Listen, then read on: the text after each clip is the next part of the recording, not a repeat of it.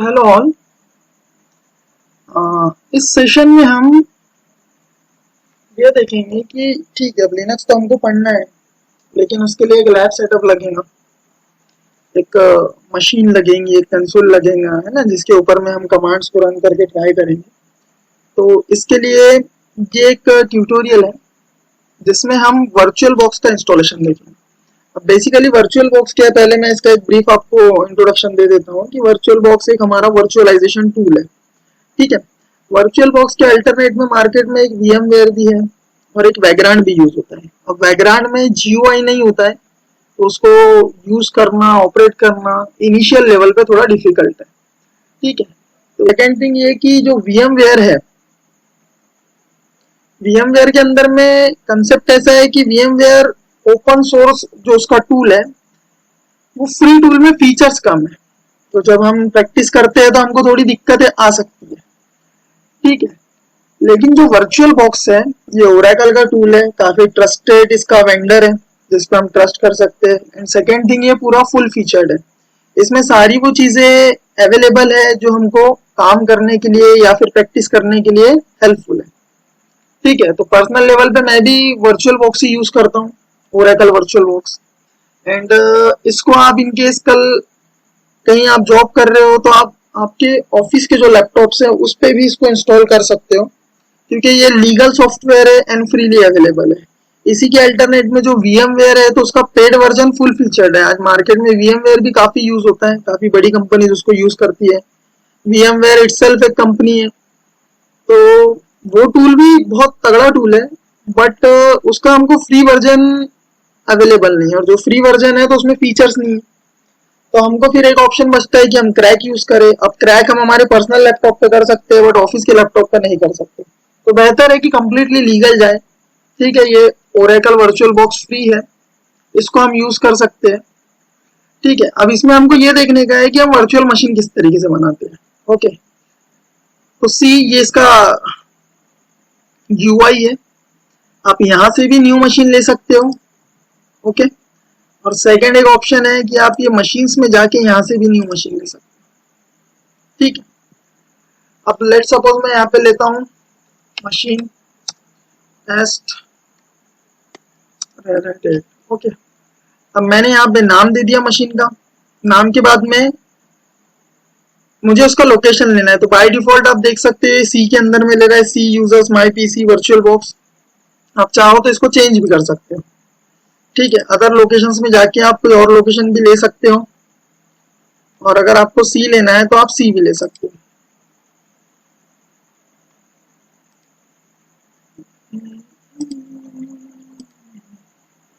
मैंने इसको F में लिया हूँ, क्योंकि एक ये सीन होता है कि हम सी में अगर वर्चुअल मशीन बनाते हैं तो जो डिस्क के पार्टीशंस होते हैं वो बढ़ते जाते हैं, तो आफ्टर सम टाइम आपका PC स्लो वर्क कर सकता है। तो बेस्ट प्रैक्टिस ये है कि जिसमें आपका विंडोज का OS डला है, या फिर अगर आप मैक यूज कर रहे हो तो उसमें भी जहां पे आपका OS डला है, वो पार्टीशन को, वो डिस्क को छोड़ के आप लोग सेकेंड डिस्क लो। ठीक है, मैंने यहाँ पे F लिया हूँ। फिर टाइप में आप लिनक्स ले सकते हो, विंडोज ले सकते हो, जो भी आपको चाहिए वो, तो अपन लिनक्स लेंगे। फिर यहाँ पे आपका जो भी आर्किटेक्चर है, इधर 32 64, तो आप वो भी ले सकते हो। ठीक है, तो अपना 64 है। अब यहाँ पे एक चीज हमेशा ये करना कि ये अदर लिनक्स 64 बिट जो है इसको लेने का। इसमें ये होता है कि अगर ISO फाइल अपनी चेंज हो रही है, जस्ट लाइक रेड हैट के बदले CentOS है, CentOS के बदले फेडोरा है, या Ubuntu है, या फिर लिनक्स मिंट है। ठीक है, तो ये सभी के इसमें एडजस्ट हो जाता है। तो आप अदर लिनक्स 64 बिट या 32 बिट जो भी आपका है वो ले लो, देन नेक्स्ट। ठीक है, अब यहाँ पे ये मेमोरी साइज पूछ रहा है। मेमोरी साइज हमेशा अपना फिजिकल लैपटॉप जो है उसका फिजिकल रैम देख के देना है, जस्ट लाइक कि ऐसा नहीं करना। अब मेरे लैपटॉप का रैम 8 GB है, अगर मैं पूरा 8 दे दूंगा तो ये वर्चुअल मशीन जैसे रन होंगी तो सिस्टम मेरा हॉल्ट हो जाएगा, यानी वो स्टक हो जाएगा, काम नहीं कर सकता। आपकी जैसे रिक्वायरमेंट है, जस्ट आप प्रैक्टिस करना चाह रहे हो तो 512 MB भी काफी हो जाता है। अगर आप सर्वर इंस्टॉल कर रहे हो तो 7 साइड आप 2 GB दे सकते हो। ठीक है, अब यहाँ पे मैंने 2048 ले लिया। अब ये जो 2 GB है ये मेरे फिजिकल 8 GB का जो रैम है उससे कंज्यूम करेगा। तो जब ये वर्चुअल मशीन मेरा स्टार्ट रहेगा तो मेरा 2 GB रैम समझो हमेशा कंज्यूम रहेगा। फिर next, create a virtual hard disk now, ये रिकमेंडेड ऑप्शन है। आप यूज एग्जिस्टिंग भी कर सकते हो, अगर ऑलरेडी कोई VDI फाइल यानी कि हार्ड डिस्क का फाइल आपके सिस्टम पे है तो आप डायरेक्टली उसको भी इंपोर्ट कर सकते हो। बट ये हमारा न्यू सेटअप है तो हम यहाँ पे नई वाली फाइल बनाएंगे। ओके, तो ये बाय डिफॉल्ट जो सिलेक्टेड था create a virtual hard disk now, मैं इसी को रखता हूँ, आप भी इसी को रखिएगा। देन क्रिएट, अब ये फाइल के एक्सटेंशंस है। आप VDI यूज कर रहे हो तो ये डिस्क सिर्फ वर्चुअल बॉक्स में चलेगी, ठीक है। VMD के दोनों तीनों इसमें चलती है, मीन्स VMware में भी चला सकते हैं आप, बैकग्राउंड में भी चला सकते हैं, इसमें भी। और ये वर्चुअल हार्ड डिस्क जो है ये भी उसमें चलती है, बट हम वर्चुअल बॉक्स यूज कर रहे हो तो हमारे लिए VDI भी सफिशियंट है, नो नीड। और ये ऑलरेडी रिकमेंडेड ऑप्शन है तो इसमें परफॉर्मेंस अच्छा मिलेगा हमको, ठीक है, तो इसलिए हम उसी के साथ जाते हैं। नेक्स्ट, अब ये जो स्टोरेज टाइप है, अब यहाँ पे बात हो रहा है हार्ड डिस्क की जो फाइल बनेगी उसका। अब हार्ड डिस्क की जो फाइल बनेगी उसका सीन ऐसा है कि अगर हम डायनामिकली लेते हैं तो लेट सपोज अगर मैंने 20 GB का भी फाइल दिया तो मेरे फिजिकल स्टोरेज में वो 20 GB डायरेक्टली ले नहीं लेगा, 20 GB का रहेगा बट वो वर्चुअली रहेगा। और जैसा जैसा मैं कंज्यूम करता हूँ तो वैसा वैसा फाइल का साइज बढ़ेगा फिजिकल स्टोरेज में। तो डायनामिकली लेना हमेशा अच्छा है।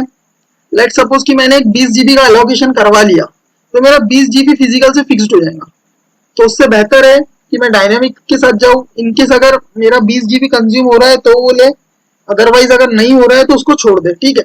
अभी डायनामिकली एलोकेट में जब हमारा फाइल हम बनाते हैं तो इसका साइज हार्डली 2-3 GB के ऊपर नहीं आता, ठीक है। कभी कभी तो अगर खाली फाइल रहा तो सिर्फ MBs में आता है, तो ये बेहतर है and kind of best practice है, ठीक है, फिक्स साइज नहीं लेने का।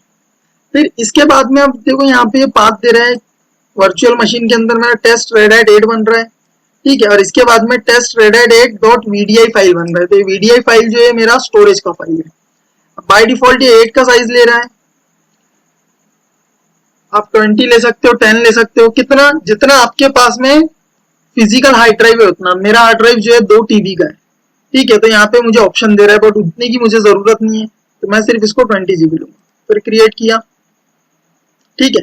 अब यहाँ पे टेस्ट रेड हैट 8 मेरा मशीन आ गया है, उसकी ये सारी इंफॉर्मेशन है मुझे शो कर रहा है, ठीक है। अब इसके बाद में एक ये सीन होता है कि हमको सेटिंग में जाना होगा। अभी तक हमने सिर्फ मशीन बनाया बट हमने नेटवर्किंग का कुछ भी काम नहीं किया, बट नेटवर्किंग बहुत जरूरी है। यहाँ से हमको और एडिशनल कुछ चेंजेस करना है तो वो चेंजेस भी हम कर सकते हैं। अब देखो मैं सिस्टम में गया, सिस्टम में यहाँ पे बेस मेमोरी बता रहा है, ठीक है, बूट ऑर्डर क्या रहेगा वो बता रहा है, चिप सेट है, पॉइंटिंग डिवाइस है, ये सारे काफी एडवांस ऑप्शन है तो इनकी हमको जरूरत नहीं है तो इनको आप स्किप कर दो। प्रोसेसर में ये देख सकते हो मेरे पास मेरा जो प्रोसेसर है वो 8 कोर है, ठीक है, तो यहाँ पे ये जो प्रोसेसर है यहाँ पे 1 ले रहा है, तो ये बेसिकली CPU के कोर्स हैं जो आप आपकी वर्चुअल मशीन को दोगे, ठीक है। तो वैसे तो एक सफिशियंट हो जाता है, थोड़ा सा मशीन स्लो काम करता है इफ इन केस अगर आपका कोई बड़ा एप्लीकेशन डिप्लॉय है तो, अदरवाइज 1 कोर में काम सही चलता है। क्योंकि यहाँ पे अगर आप कोर्स बढ़ाओगे तो आपका जो फिजिकल कंप्यूटर है या फिजिकल लैपटॉप है तो वहां से वो फिजिकल CPU के कोर्स को कंज्यूम करेगा, ठीक है। एक्सेलरेशन को भी डिफॉल्ट रखो। यहाँ पे सिर्फ मुझे ये प्रोसेसर में कोर्स भी चेंज होते हैं ये बताने का मकसद था, अदरवाइज ये ऑप्शन में हमको कुछ भी करने की जरूरत नहीं है। स्टोरेज के अंदर में यहाँ पे देखो हमारा एक ही जो टेस्ट फाइल है ये बना हुआ दिख रहा है एंड ये सेकंड जो डिस्क दिख रहा है इसके अंदर हम ISO फाइल को डालेंगे, ठीक है। तो आप डायरेक्टली यहाँ से भी डाल सकते हो या फिर स्टार्ट करने के बाद वो हमसे पूछता है यहाँ पे ऑलरेडी। अब यहाँ से आप आपके ये जो ऑप्शन है चूज अ डिस्क फाइल, यहाँ से आप आपके लोकेशन से फाइल को उठा सकते हो, बट ऑलरेडी मेरे यहाँ ये शॉर्टकट में दिख रहा है तो मैं यहीं से डायरेक्टली इसको ले लेता हूँ। आपके केस में अगर नहीं दिखता है तो आपको यहाँ से चूज अ डिस्क फाइल में जाना पड़ेगा, जो भी लोकेशन है वहां से इसको उठाना पड़ेगा, ठीक है। तो मेरे पास ऑलरेडी वहीं पे था as a part of cache तो मैंने वहीं से ले लिया। अब ये यहाँ पे ये फाइल आ चुका है। फिर इम्पोर्टेंट जो है वो है नेटवर्क। अब ये नेटवर्क बहुत जरूरी है, हमेशा ये ध्यान रखना, एक वर्चुअल मशीन में हम 4 अडेप्टर लगा सकते हैं, ठीक है, ये 2 3 और ये 4। पहला अडेप्टर हमारा बाय डिफॉल्ट इनेबल है तो ये नेट रहेगा। नेट के अंदर में ये समझ लो आप, इन लेमन टर्म्स हम बोल सकते हैं कि नेट अगर कनेक्टेड है तो आपकी मशीन गूगल पे कम्युनिकेट कर सकती है, अगर नेट नहीं है तो मशीन काम नहीं करेंगी। अब मशीन काम नहीं करेंगी बोले तो आप गूगल को पिंग नहीं कर सकते हो, आपकी अगर नेटवर्क रेपोजिटरीज है तो वो काम नहीं करेंगी, ठीक है। तो वो जब आप एक्चुअल प्रैक्टिस करोगे तब आपको समझ में आएगा। साथ में जब हम प्रैक्टिस कर रहे हैं तो जो इसका कंसोल है, वर्चुअल मशीन का जो कंसोल है, उसमें फीचर्स बहुत कम होते हैं, तो हम कोई एक एडवांस या full featured SSH client use कर सकते हैं। तो उसके लिए हमको एक नेटवर्किंग का कनेक्टिविटी और बनाना होगा। ये सेकेंड नेटवर्क को मैं इनेबल कर रहा हूं, यहाँ पे आप इसको ब्रिज अडेप्टर दे सकते हो, ठीक है, या फिर ये होस्ट ओनली अडेप्टर दे सकते हो। अब होस्ट ओनली की पिक्चर क्या है, होस्ट ओनली जो है आपका जो लैपटॉप है एंड ये जो वर्चुअल मशीन है, इन दोनों के बीच में कम्युनिकेशन करवाता है कि आप यहां से वर्चुअल मशीन से आपके डेस्कटॉप पे जा सकते हो एंड वहां से कुछ फाइल्स यहां भेज सकते हो या दोनों के बीच में कम्युनिकेशन करवा सकते हो, वहां से आप इसका एसएसएच ले सकते हो, ठीक है। तो ये सारी चीजें जरूरी। अब खैर ये जो टर्म्स में यूज कर रहा हूं, अगर ये सब ऊपर से जा रहे हो तो आप इसको स्किप कर सकते हो, ठीक है, बट ध्यान ये रखना कि एक अडेप्टर नेट वाला लगाना है, सेकेंड वाला होस्ट ओनली लगाना है, ठीक है। और ये प्रोमिस्कियस मोड जो है इसको अलाउ ऑल रखना है, ये डिनाई रहता है तो इसको अलाउ ऑल रखो, ठीक है। नेटवर्किंग में इतना करना है, इतना करके सेव कर दो, देन ये जो स्टार्ट बटन है इसको क्लिक करो।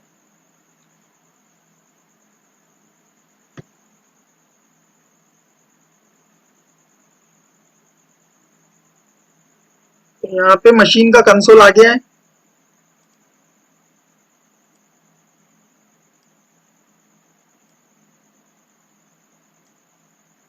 ओके। इसको डायरेक्टली भी आप इंस्टॉल कर सकते हो, अप डाउन एरो से ऊपर नीचे होता है। टेस्ट के बदले आप डायरेक्ट इंस्टॉल पे क्लिक करेंगे तो ये काम कर जाएगा, ठीक है। अब ये मशीन लोड हो रही है,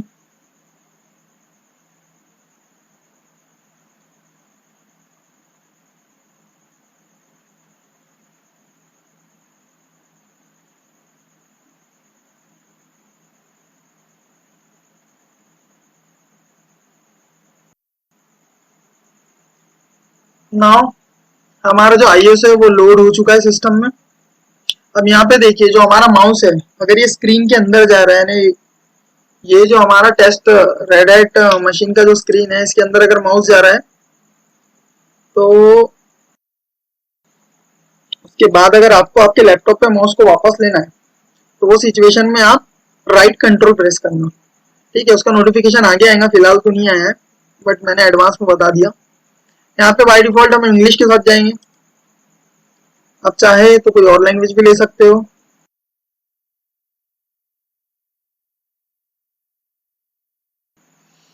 मैं इसको कोशिश करता हूँ,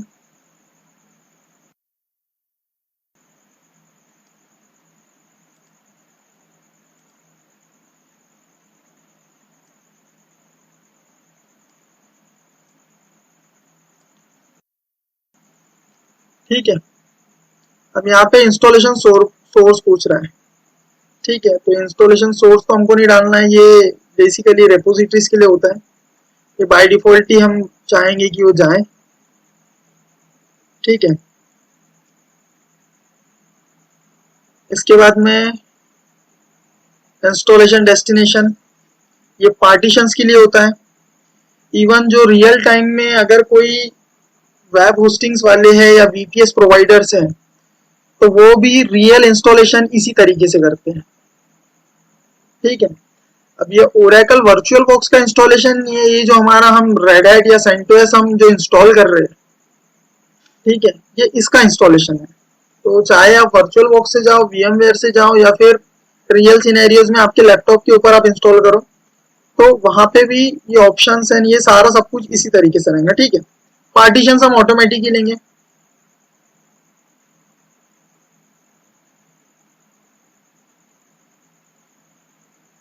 यहाँ पे नेटवर्क कनेक्टिविटी में ये बाय डिफॉल्ट इसने ऑफ लिया है, तो अपन इसको ऑन कर देते हैं। ये ईथरनेट से हमारे, या फिर हमको मैन्युअली बाद में उसको ऑन करना पड़ेगा। तो अगर ये पहले हम यहाँ से भी ऑन किए तो हर बार जब मशीन स्टार्ट होगा तो हमारा नेटवर्क ऑन रहेगा, ठीक है। अब इसके बाद में क्या बोल रहा है, रूट अकाउंट इज डिसेबल्ड। अब यहाँ पे हमको एक रूट का पासवर्ड सेट करना है।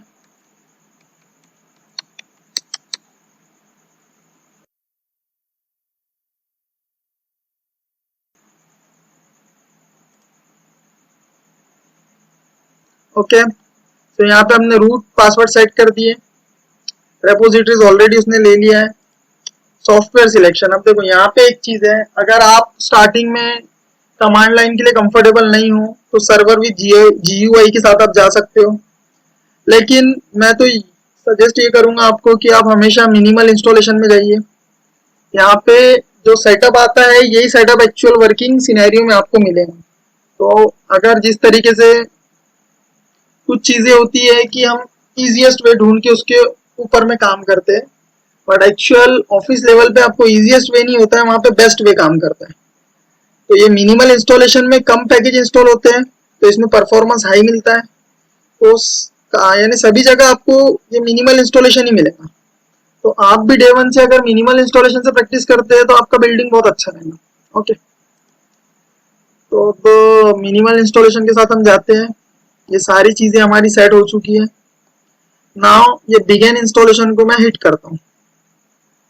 अब यहाँ पे एक और ऑप्शन है हमारे पास, यूजर क्रिएशन।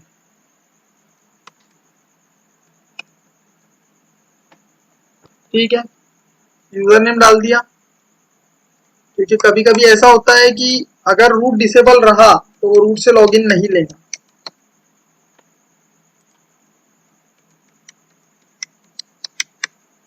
ठीक है, अब इसको मैं डन कर देता हूँ। क्या बोल रहा है, पासवर्ड डू नॉट मैच।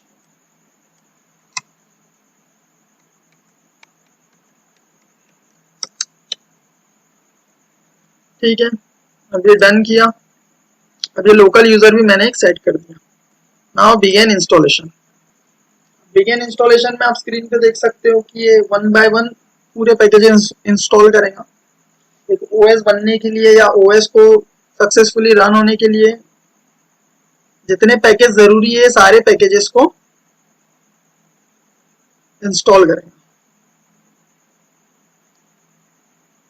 तो ये इंस्टॉलेशन थोड़ा एक टाइम ले सकता है, 15-20 मिनट। तो ये होने तक हम वीडियो को पॉज करते हैं, इसके बाद में फिर ये होने के बाद रिज्यूम करेंगे। ओके,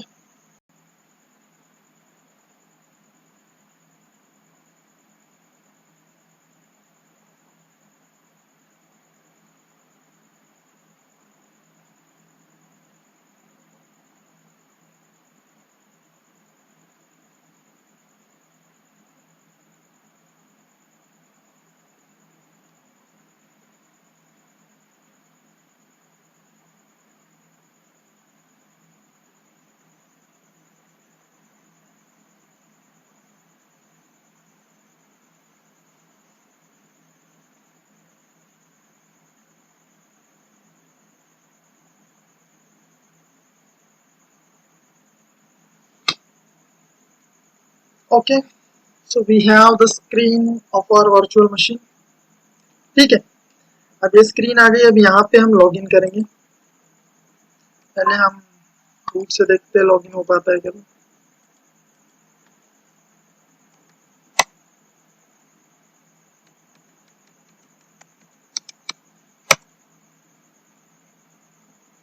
ओके, तो we had login with root. अब यहाँ पे ये कंसोल मुझे मिल चुका है।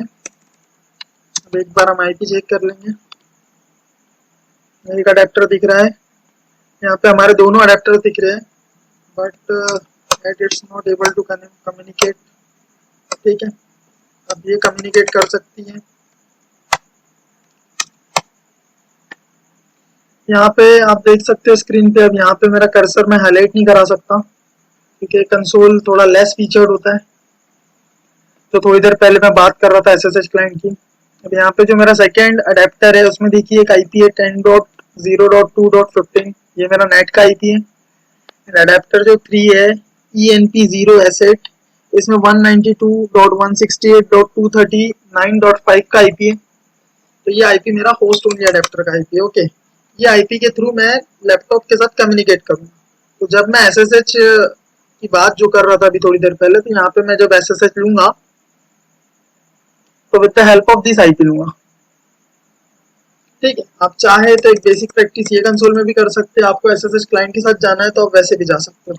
ठीक है, जब भी मशीन इंस्टॉल करो ये चेक कर लो कि पिंग ये 8.8.8.8 को कर रहा है क्या। पिंग कर रहा है, it means you are communicating in network, यानी आप इंटरनेट से कनेक्टेड हो। ये जो मैं 8.8.8.8 डाला हूँ ये गूगल का IP है। Okay, so that's it. इस तरीके से हमने अभी एक वर्चुअल मशीन बनाए हैं।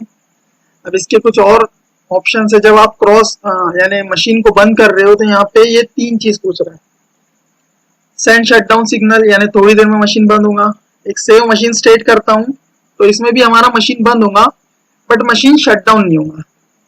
ठीक है, third option power of the machine, इसमें मशीन पावर ऑफ होगा। पावर ऑफ होता है मशीन तो फिर ये होगा कि नेक्स्ट टाइम से वो फ्रेश रिबूट लेगा। सेव स्टेट बेहतर है करना, सेव द मशीन स्टेट, इसको मैं करता हूँ सेव द मशीन स्टेट।